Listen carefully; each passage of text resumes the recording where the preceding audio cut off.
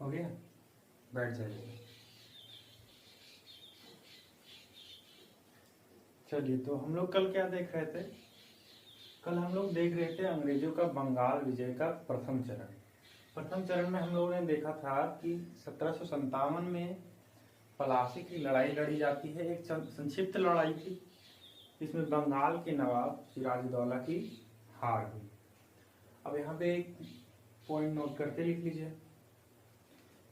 1757 में मीर जाफर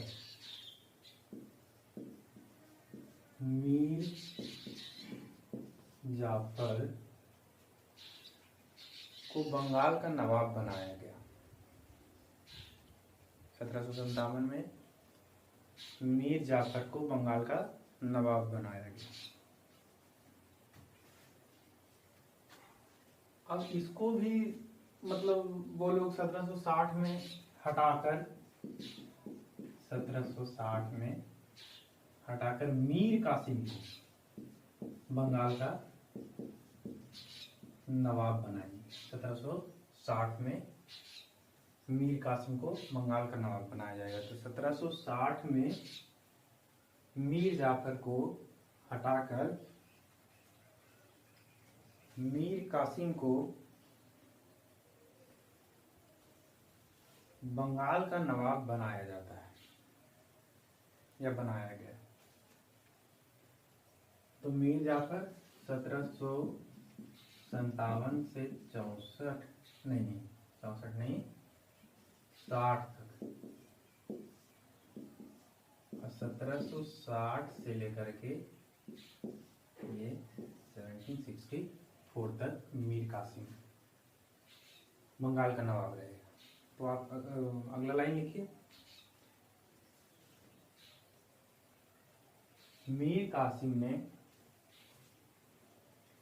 अंग्रेजों को वर्धमान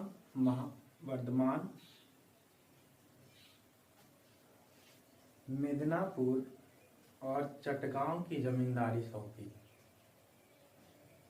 वर्धमान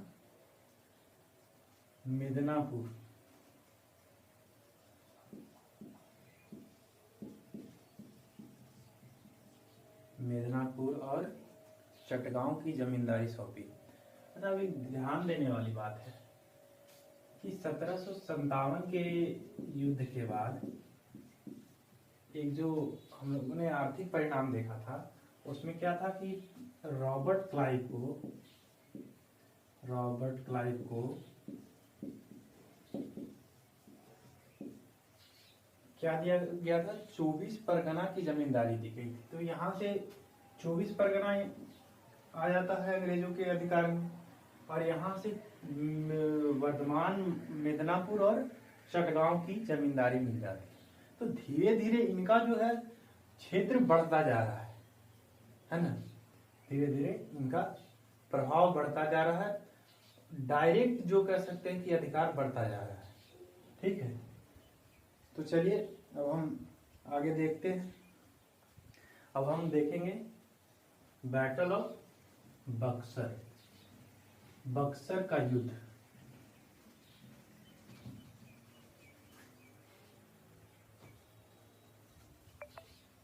बैटल ऑफ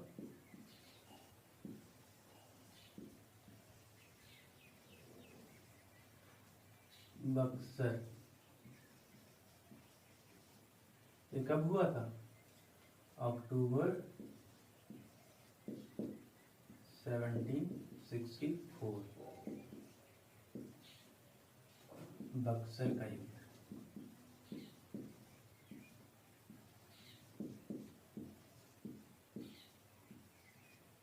ठीक है,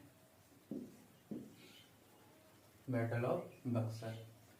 अच्छा, बैटल ऑफ बक्सर भी एक बहुत ही बड़ा महत्वपूर्ण युद्ध माना जाता है बंगाल विजय के चरण। तो इसका पहले हम देख लेते हैं क्या क्या परिस्थितियां थी। तो पहली जो परिस्थितियां है, पहला पॉइंट लिखेंगे अंग्रेजों की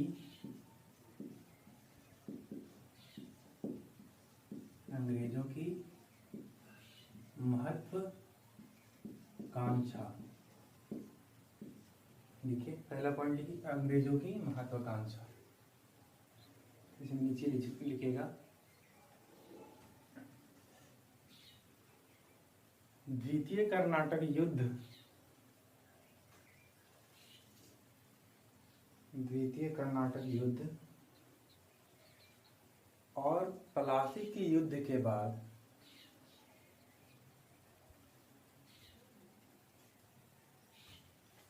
अंग्रेजों की महत्वाकांक्षा बढ़ी।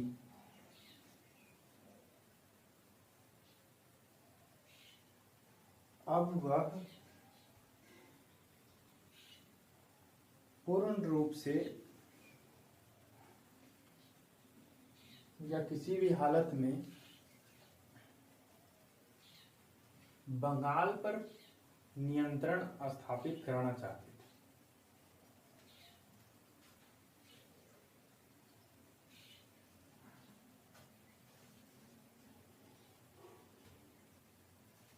बंगाल पर नियंत्रण स्थापित करना चाहते थे। दूसरा पॉइंट हो जाएगा मीर कासिम,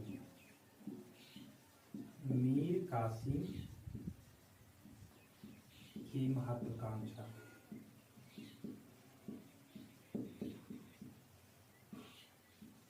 आप लिखिए इसको, मीर कासिम की महत्वाकांक्षा। 1760 में मीर कासिम को बना दिया गया है बंगाल का नवाब, तो इसमें लिखिए आप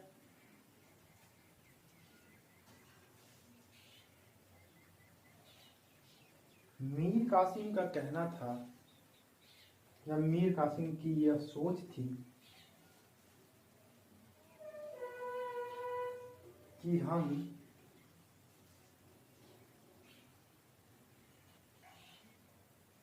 अंग्रेजों के साथ की गई संधि का, अंग्रेजों के साथ की गई संधि का, संधि की शर्तों का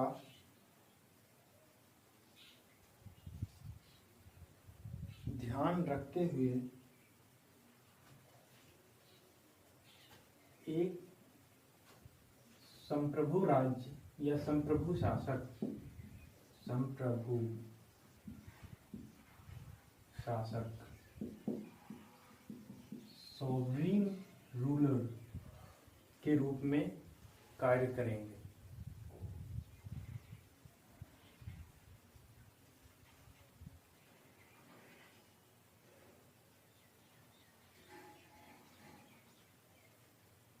तीसरा पॉइंट आप लिखिए मीर कासिम के, मीर कासिम के कार्य,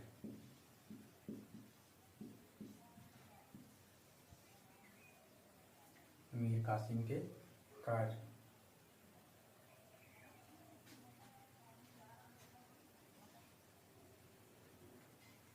मीर कासिम ने अपनी राजधानी यानी कि बंगाल की राजधानी मुर्शिदाबाद से स्थानांतरित करके, मुर्शिदाबाद से स्थानांतरित करके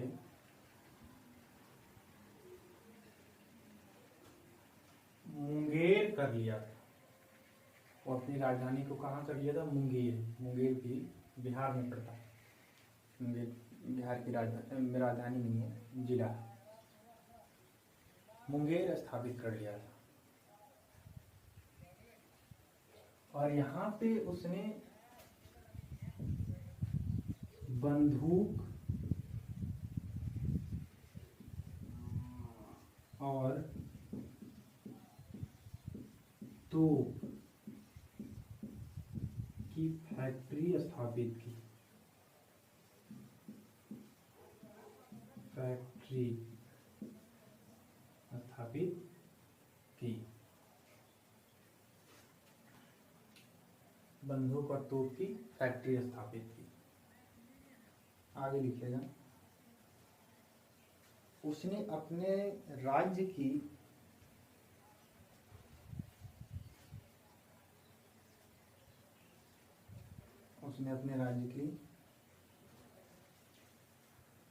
आर्थिक स्थिति को सुधारने का ढेरों प्रयास किया।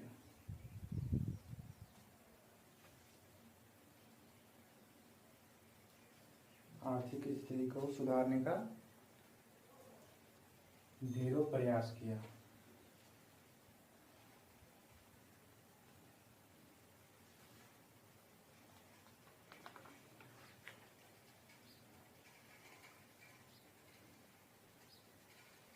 अच्छा, 1717 का जो फरमान था, मुगल आदेश, फर्रुख सियर जो दिया था 3000 रुपये वार्षिक कर के बदले बंगाल, बिहार और उड़ीसा में कर मुक्त व्यापार का जो अधिकार दिया था, तो दस्तक जो कहा जाता था, तो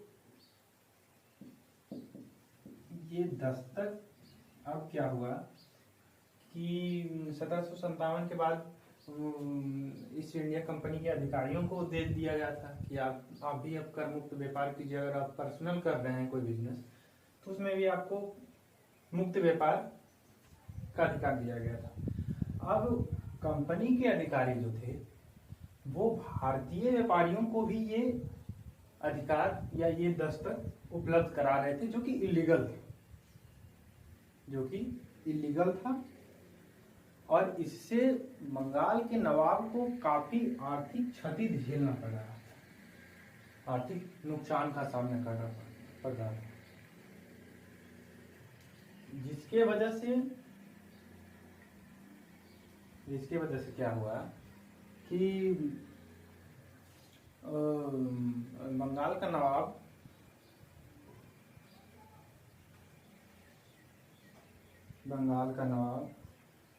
ने भारतीय व्यापारियों को भी डायरेक्ट दस्तक की सुविधा प्रदान कर दी।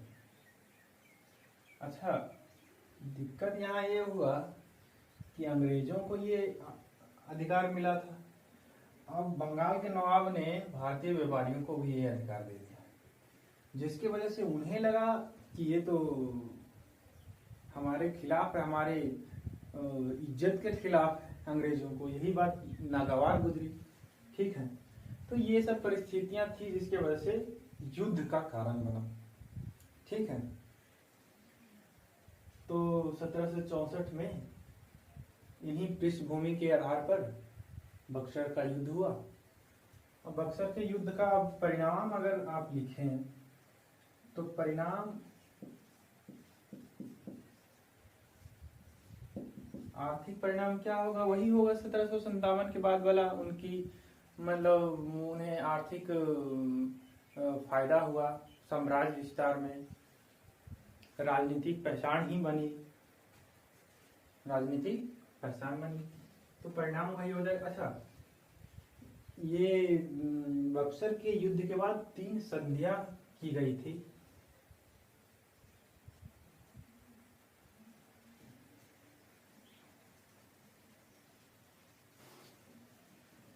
बक्सर के युद्ध के बाद, अच्छा एक बात तो आपको ध्यान है, बक्सर का युद्ध किसके बीच लड़ा गया था, वो भी मैं लिख दूं? अच्छा चलिए मैं लिख देता हूं। तो एक तरफ था East India Company. East India Company की तरफ से कौन थे? Hector Munro.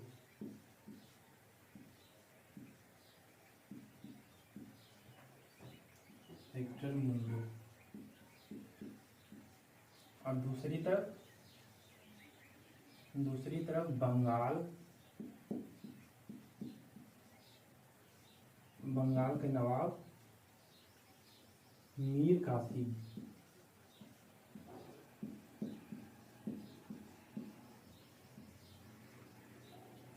और अवध की ओर से शुजाउद्दौला। अवध के नवाब। और मुगल, उस समय सेंट्रल गवर्नमेंट तो मुगल की ही थी, भले पतन हो रहा था, ये लास्ट स्टेज था, लेकिन मुगल की तरफ से शाह आलम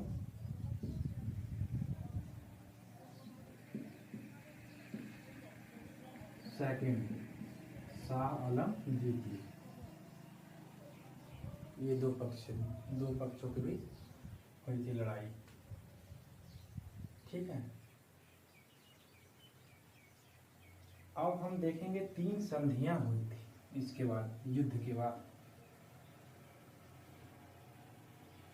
तो यही हम देख लेते हैं। तो बंगाल के नवाब के साथ जो संधि हुई थी,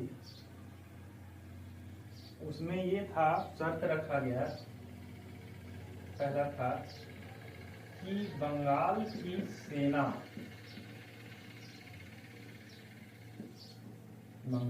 सेना में कटौती की जाएगी,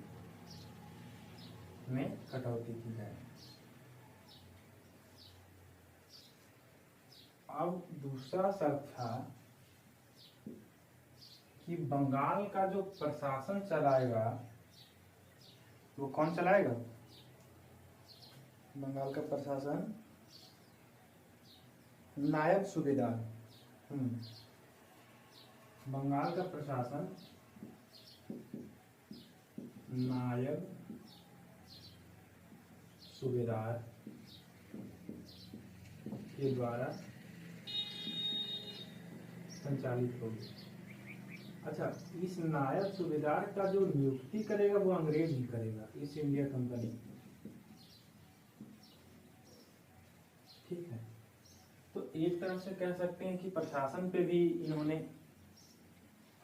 अपना अधिकार मतलब स्थापित कर लिया था। ठीक है, अब अवध के नवाब के साथ जो संधि हुई उसकी शर्तें थी, अवध को 50 लाख रुपया जुर्माना देना पड़ा। पहला शर्त 50 लाख रुपए उसको जुर्माना देना पड़ा था। दूसरा था कि अवध में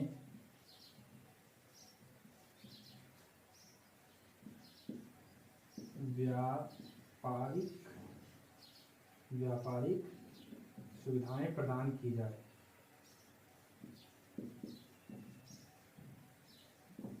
व्यापारिक सुविधा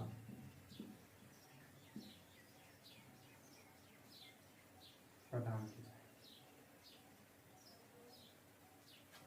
ये अवध के साथ की गई संधि। अच्छा, शाह आलम द्वितीय यानी कि मुगल के साथ जो संधि की गई थी उसकी शर्तें थी कि शाह आलम द्वितीय को 20 लाख रुपए प्रति वर्ष पेंशन दिया गया।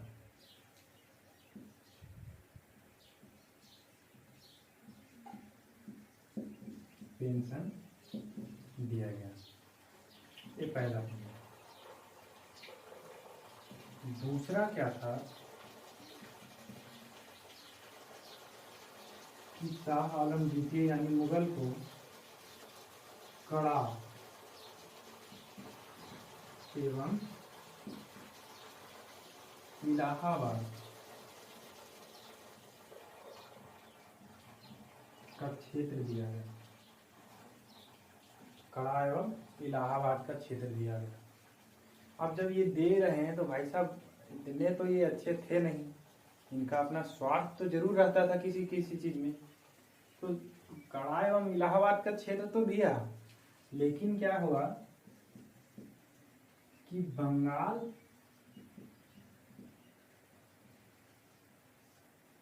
बिहार एवं उड़ीसा बंगाल, बिहार एवं उड़ीसा की दीवानी इन्होंने प्राप्त की मुगल से। तो ये तीनों शर्तें थी, 3 संधियां हुई थी। पहली संधि फर्स्ट, ये सेकंड और ये थर्ड।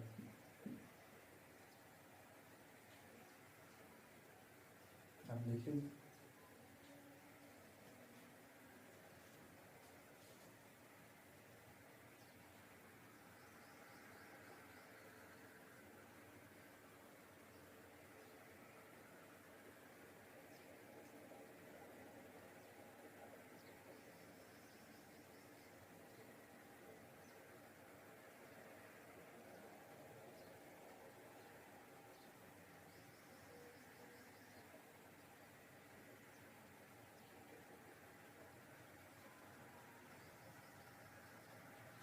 चलिए अब हम आगे बढ़ते हैं।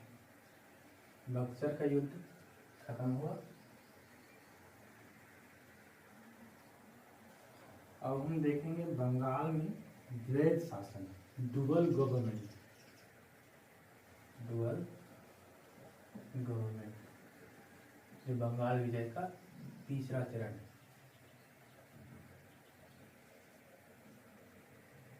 बंगाल में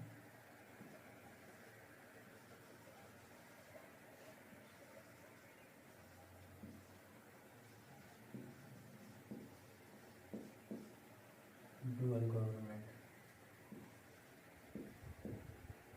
द्वैध शासन।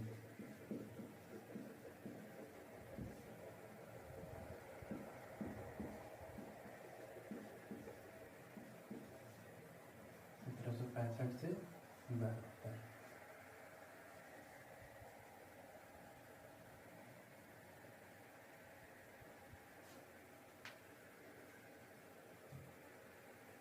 तो डुअल गवर्नमेंट से क्या मतलब है, कोई बता सकता है?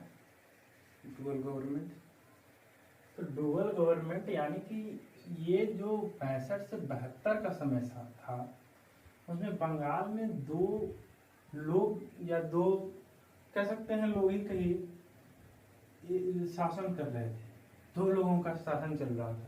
एक तो बंगाल का नवाब था,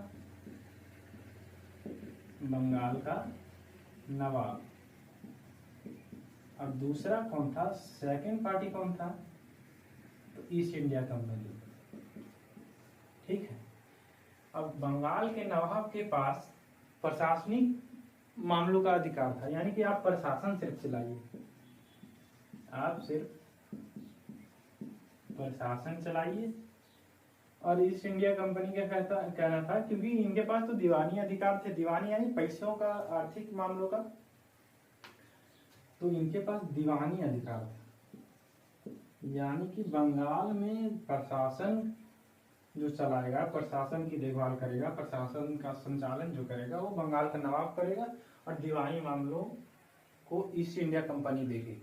तो इसी को हम लोग डुअल गवर्नमेंट कहते हैं। यही हो गया डुअल गवर्नमेंट, द्वैध शासन। ठीक है, तो आप नीचे लिख लीजिए, आप पॉइंट बना के।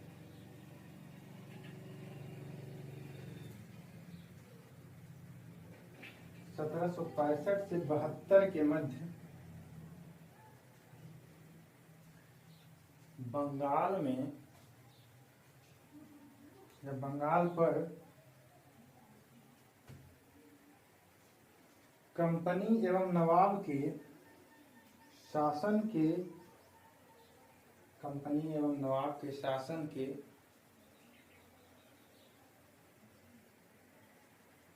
संदर्भ में यह बात कही जाती है, यह बात कही जाती है। नवाब के पास प्रशासनिक अधिकार थे, वहीं नवाब के पास प्रशासनिक अधिकार थे। वहीं ईस्ट इंडिया कंपनी के पास दीवानी अधिकार। ईस्ट इंडिया कंपनी के पास दीवानी अधिकार। अच्छा, एक बात यहाँ ध्यान में रखने की है कि ये प्रशासन का अधिकार तो इनका था, लेकिन ये प्रशासन अपने मन से नहीं चला सकते थे। ठीक है, इंटरफेयर यहाँ ईस्ट इंडिया कंपनी करेगी। ठीक है, तो एक तरह से कह सकते हैं कि पूरा का पूरा जो है मामला वो ईस्ट इंडिया कंपनी ही देख रही है। बंगाल का नवाब वहां सिर्फ कठपुतली के रूप में है। ठीक है, तो आप लिख लीजिए कि ईस्ट इंडिया कंपनी प्रशासनिक मामलों में भी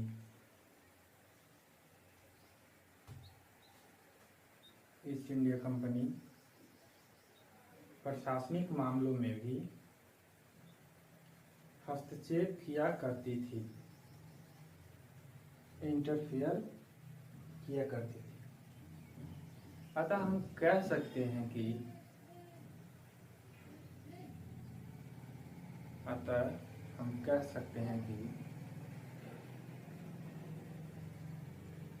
बंगाल पर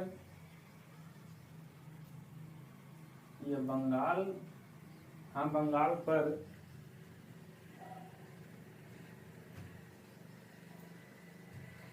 ईस्ट इंडिया कंपनी का ही पूर्ण अधिकार बन गया था।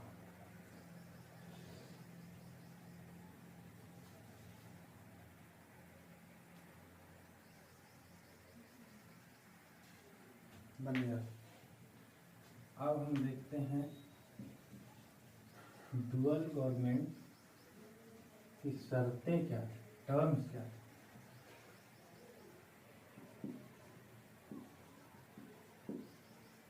द्वैध शासन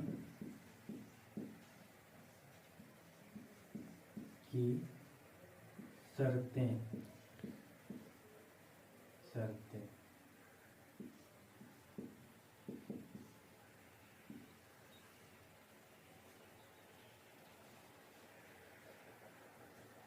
द्वैध शासन की शर्तें।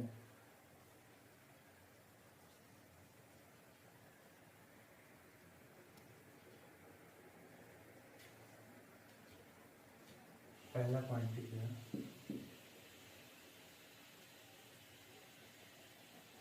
कंपनी को भारतीय प्रशासन का विशेष अधिकार नहीं, विशेष अनुभव नहीं था, क्योंकि वो अभी नई थी। उन्होंने मतलब वो ईस्ट इंडिया कंपनी है, वो व्यापार करने के लिए ही विशेषकर आई थी। और ये शुरुआती वर्ष, तो उन्हें बहुत ज़्यादा एडमिनिस्ट्रेशन की एक्सपीरियंस नहीं है, तो प्रशासनिक मामलों का अनुभव नहीं था, जो प्रशासन का अनुभव नहीं था।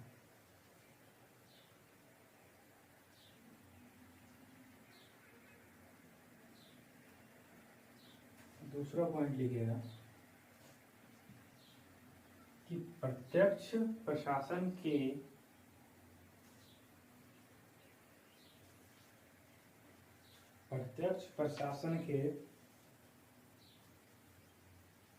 की स्थिति में अन्य विदेशी कंपनियां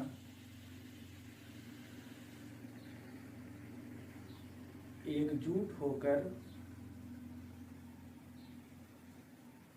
इनका विरोध कर सकती थी। एकजुट होकर इनका विरोध कर सकती थी।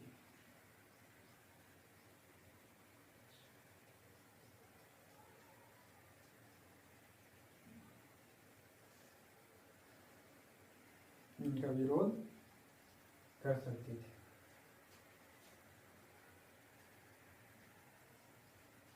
तीसरा पॉइंट, भारतीय राज्यों कर दीजिए, भारतीय राज्यों एवं लोगों के द्वारा भी विरोध, भारतीय राज्यों एवं लोगों के द्वारा भी विरोध की संभावना थी।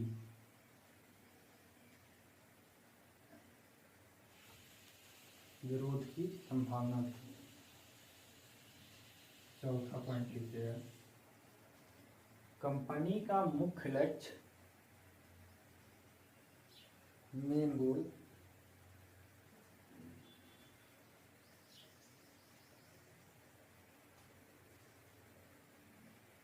कंपनी का मुख्य लक्ष्य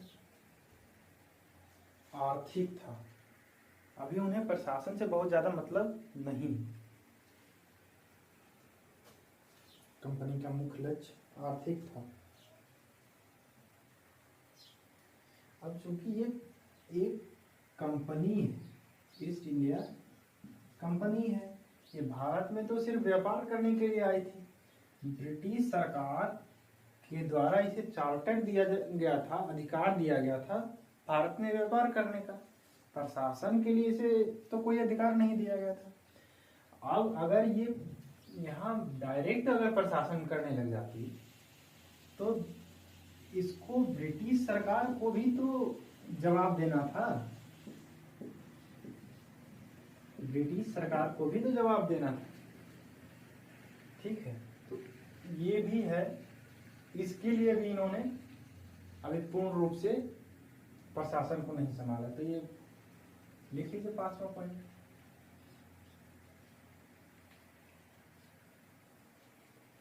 ईस्ट इंडिया कंपनी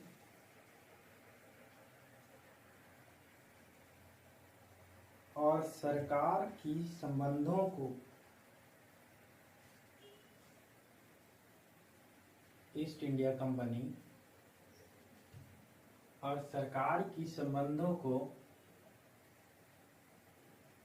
पुनः परिभाषित करने, पुनः परिभाषित करने की आवश्यकता पड़ती या आवश्यकता थी, क्योंकि इसे में लिखिए, क्योंकि कंपनी को व्यापार के लिए या व्यापार के लिए अधिकार दिए गए थे, न कि प्रशासन के लिए। कंपनी को व्यापार के लिए अधिकार दिए गए थे, न कि प्रशासन के लिए। अच्छा, डुअल गवर्नमेंट की शुरुआत जो हुई थी वो रॉबर्ट क्लाइव,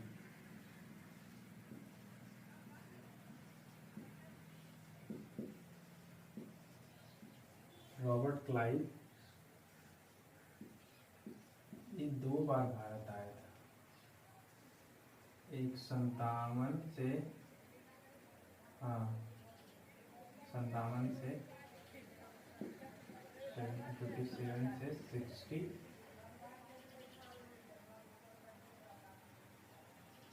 और एक बार इसे फिर बुलाया गया था, ये 1765 यानी 1765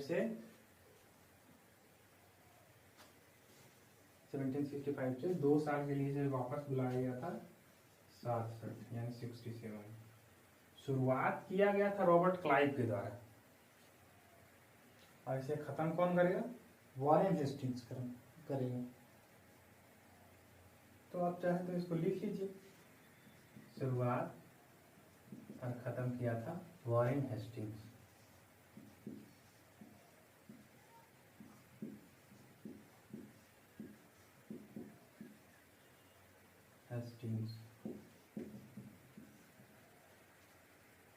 ये इसका कार्यकाल है, मतलब ये 1772 में भारत आया था, 1772।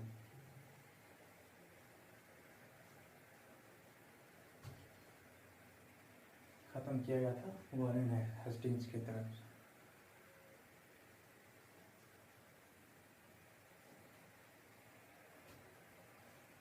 चलिए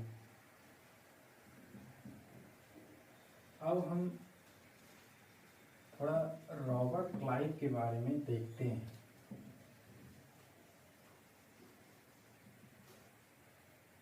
अब पॉइंट बना के लिखिए, पॉइंट एक बनाइए अलग। रॉबर्ट क्लाइव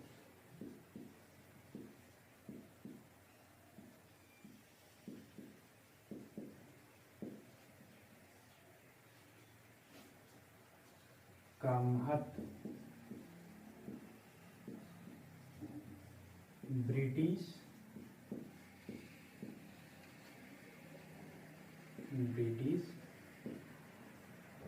साम्राज्य विस्तार में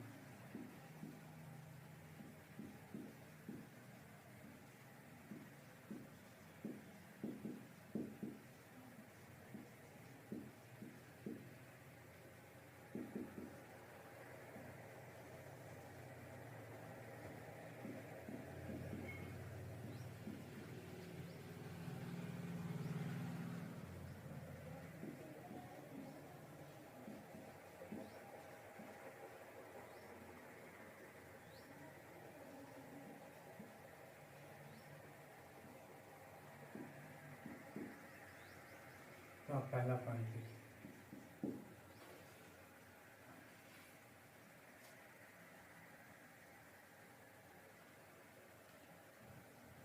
पहला पॉइंट में लिखिए 1757 के युद्ध में 1757 के प्लासी के युद्ध में क्लाइव की महत्वपूर्ण भूमिका।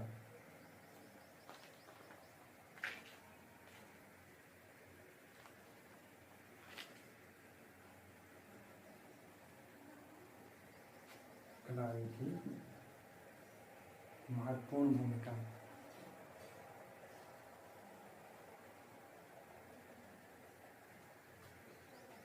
अच्छा, अगर आपको ध्यान आ रहा हो तो कलकत्ता पर पुनः नियंत्रण करने के लिए कौन कौन आया था मद्रास से?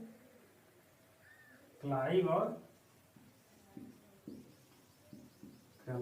और वाटसन आया था। ठीक है, तो दूसरा पॉइंट लिख लीजिए कि कलकत्ता पर पुनः नियंत्रण। कलकत्ता पर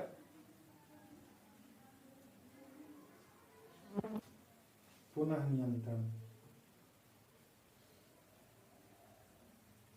तीसरा पॉइंट लिखिएगा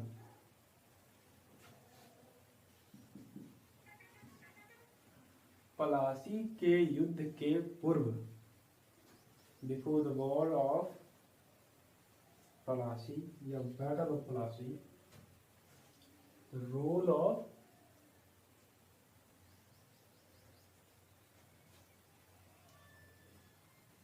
रॉबर्ट क्लाइव की भूमिका महत्वपूर्ण षड्यंत्रों को बनाने में।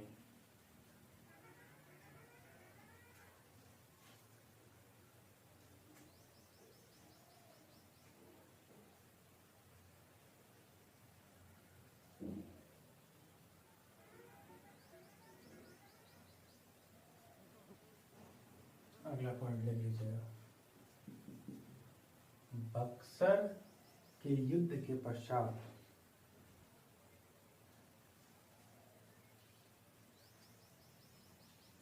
बंगाल एवं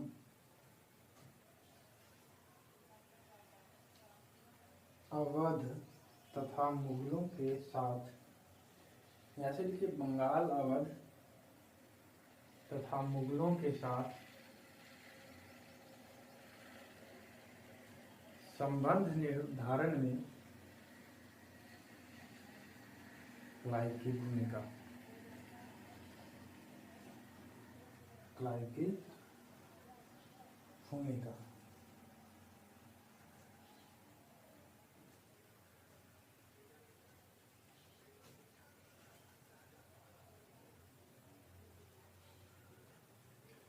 हम देखेंगे कुछ महत्वपूर्ण गवर्नर को देख लेते हैं।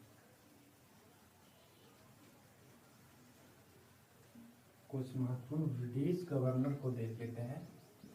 ये आपको ध्यान रखना जरूरी है क्योंकि इनका कार्यकाल आप देखिएगा, या ये सारे 6-7 गवर्नर जो थे या जो होंगे, इन्होंने ब्रिटिश विस्तार में बहुत महत्वपूर्ण भूमिका निभाई थी अपनी।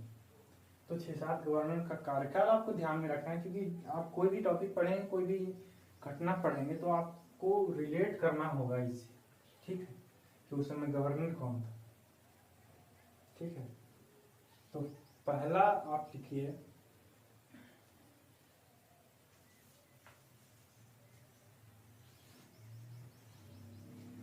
पहला आप लिख लीजिए रॉबर्ट क्लाइव।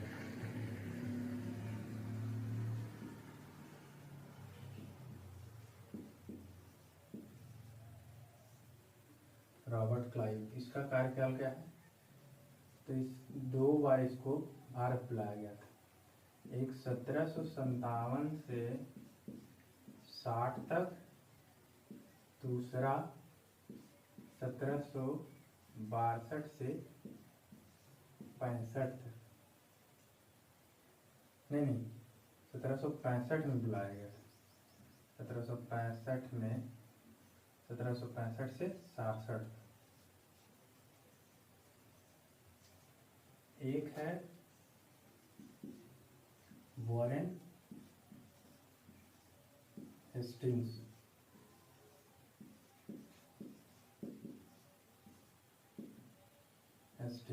वॉरेन हेस्टिंग्स, इसका कार्यकाल है ये 1772 1772 से 1785।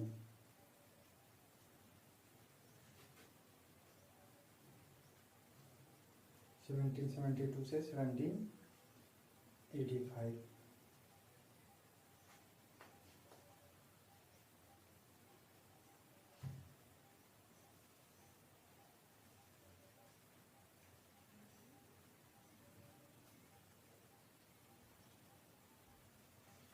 अगला आप लिखें लॉर्ड कॉर्नवालिस।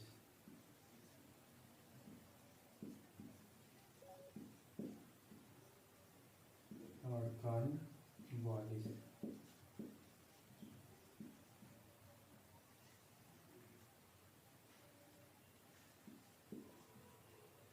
इस 1786 से 93 तक।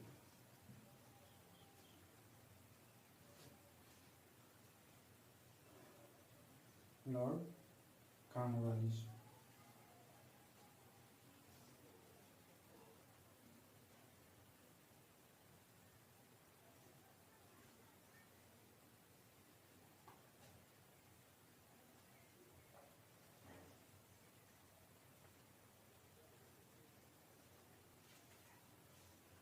अगला जो है लॉर्ड वेलेस्ली।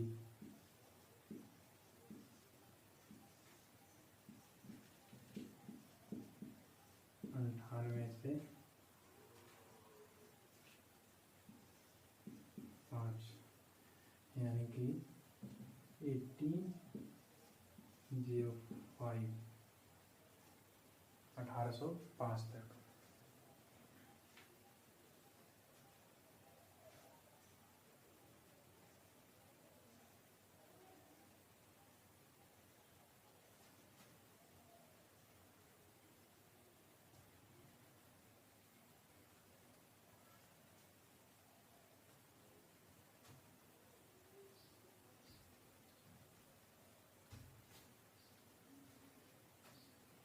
अगला है लॉर्ड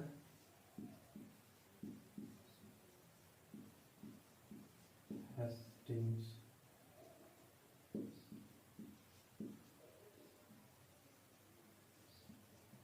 जिसका कार्यकाल है 1813 से 23, 1883 से 1823 तक। अगला है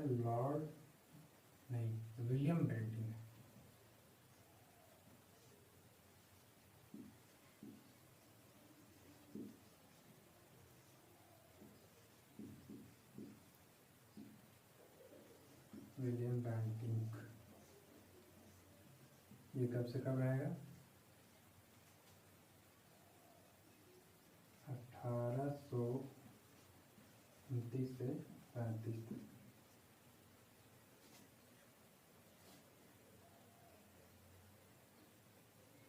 1829 से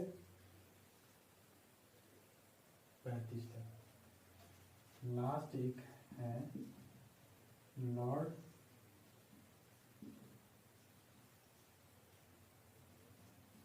डलहौजी।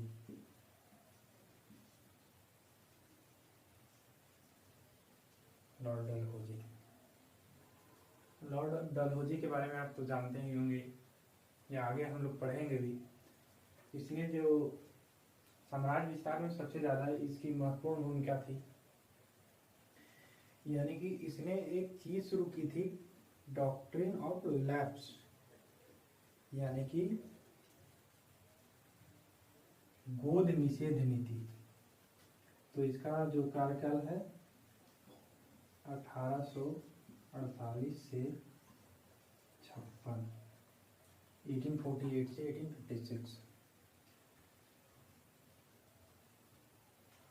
हम धीरे धीरे सबके बारे में पढ़ेंगे, ये सारे गवर्नर आते जाएंगे धीरे धीरे, ठीक है? तो आप इसको नोट कर लीजिए।